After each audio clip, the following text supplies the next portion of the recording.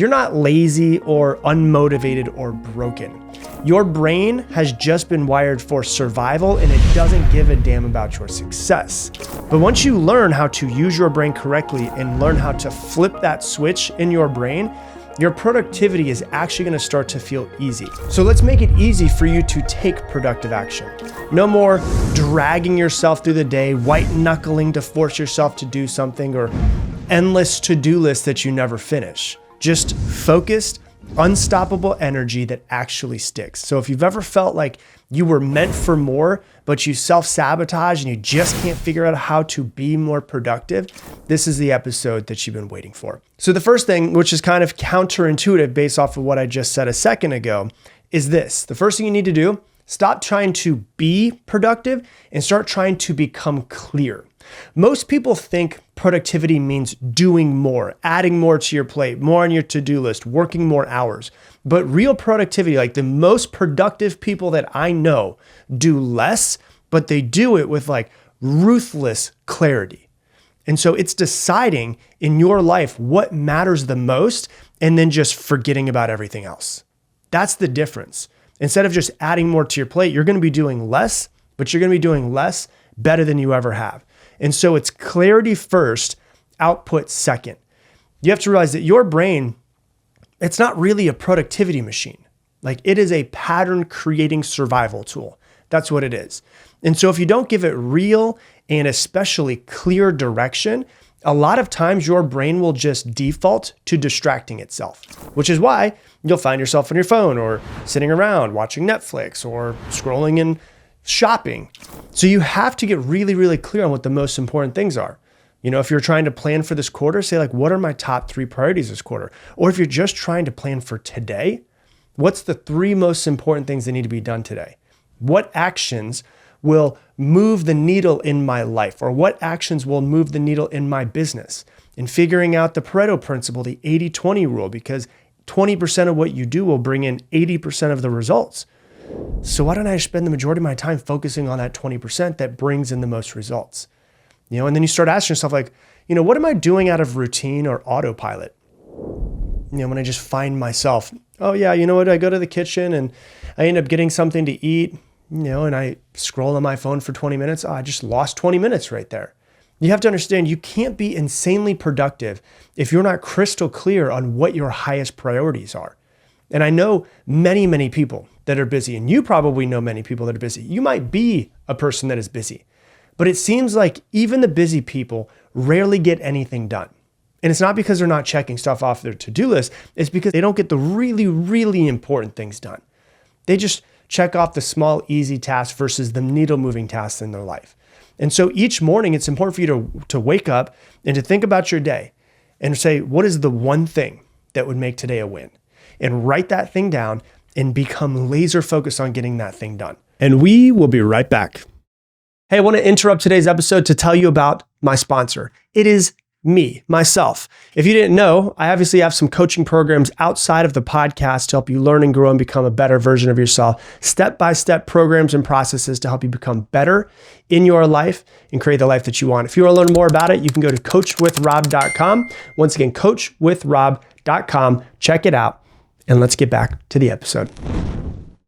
If you can, get it done first. If you do that every day for the next 365 days, for 1 year, you will have crossed off the 365 most important things that need to be done for the year. That will make you insanely productive. So it's not about doing more. It's about doing less, but with much more clarity.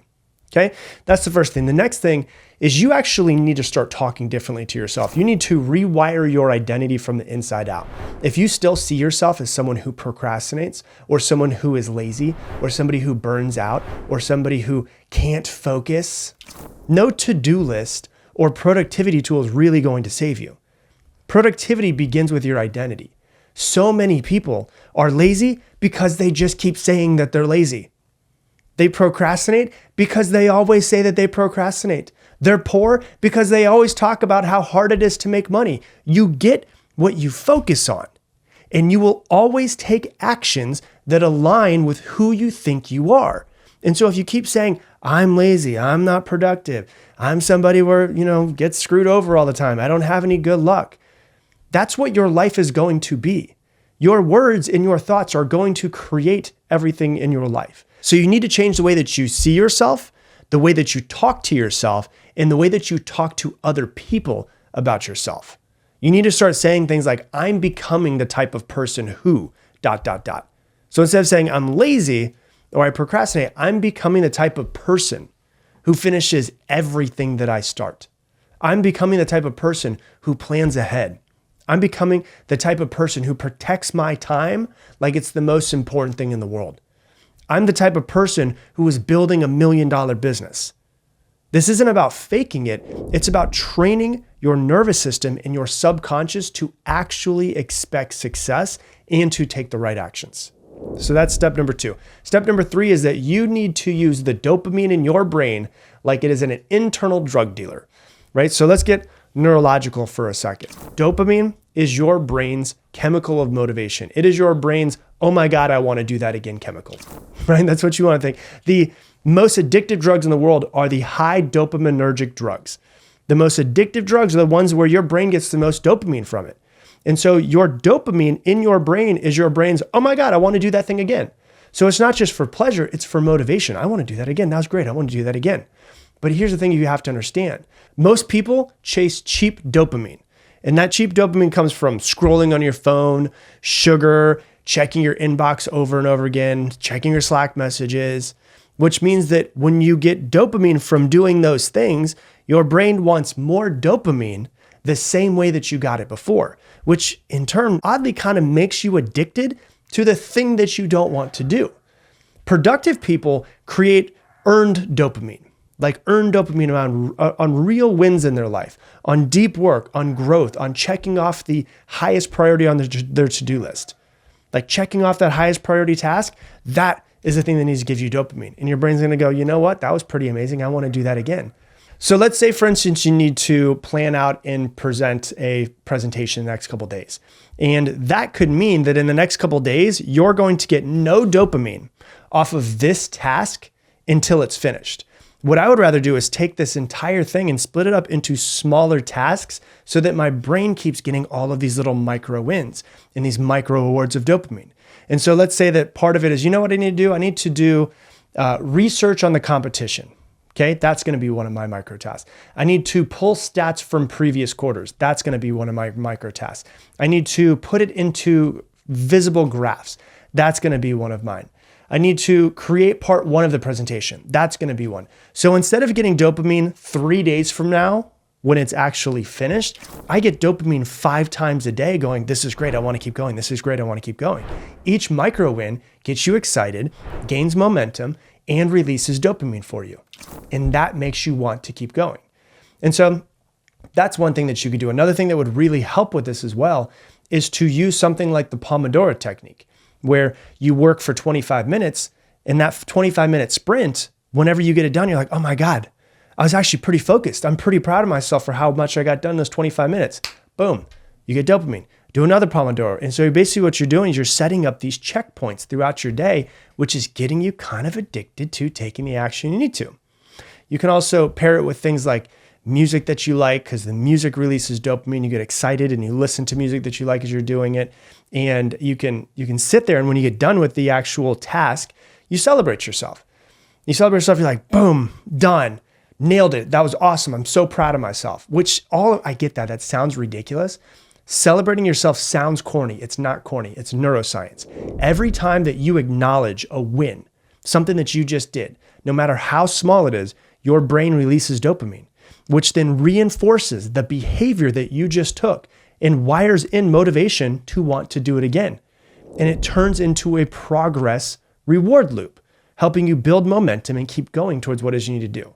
And so rewire that reward loop. Like get lots of micro wins as many as you possibly can. Make the wins feel amazing. So that's number 3. Step number 4 is to get really clear and design your environment to be as productive as possible.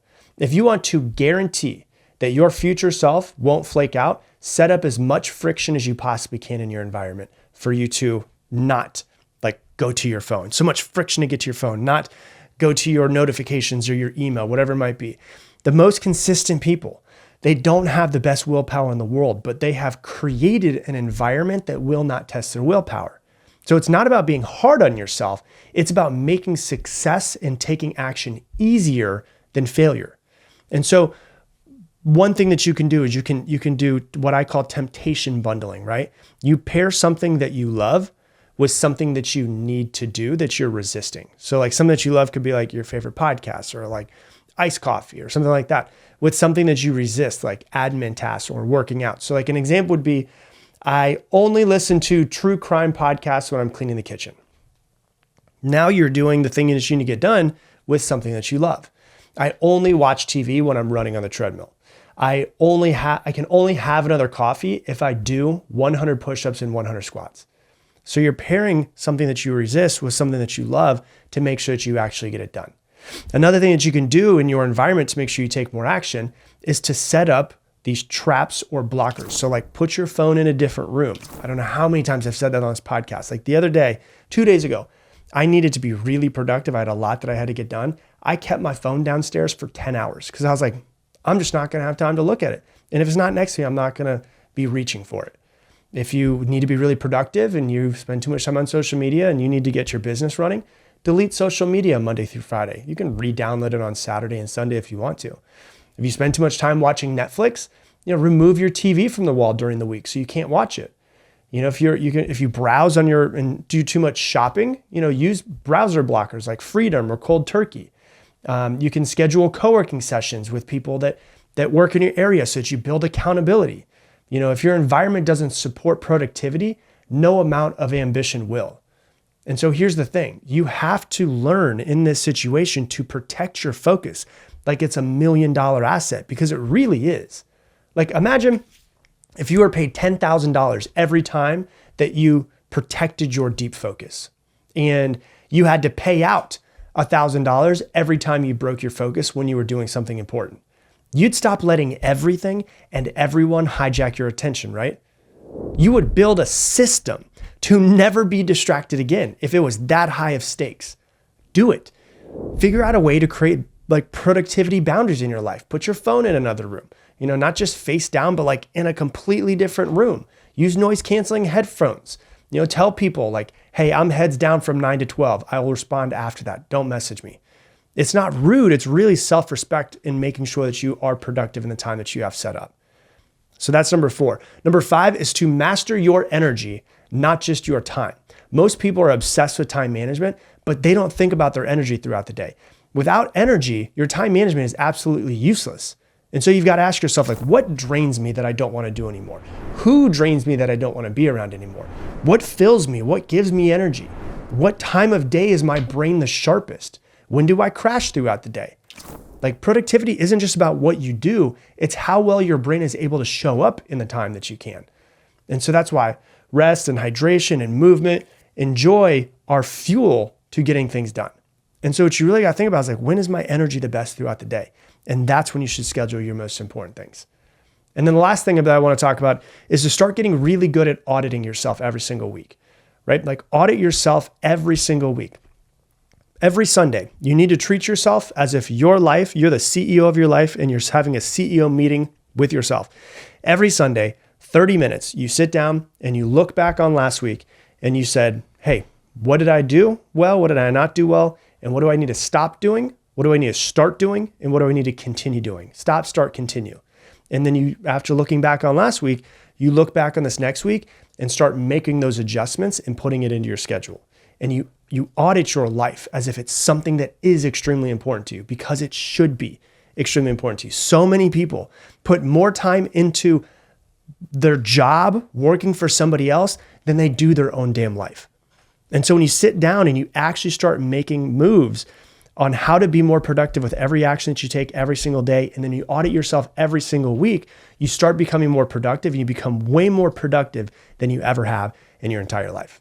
Hey, thanks so much for watching this video. Based off of what you have been watching recently, YouTube and the algorithm has made sure that you should watch this video next. It pops up as a different video for every single person. Seriously. So this one is for you. And if you want to make sure to never miss another video, hit that button right there, subscribe, and I'll see you on the next one.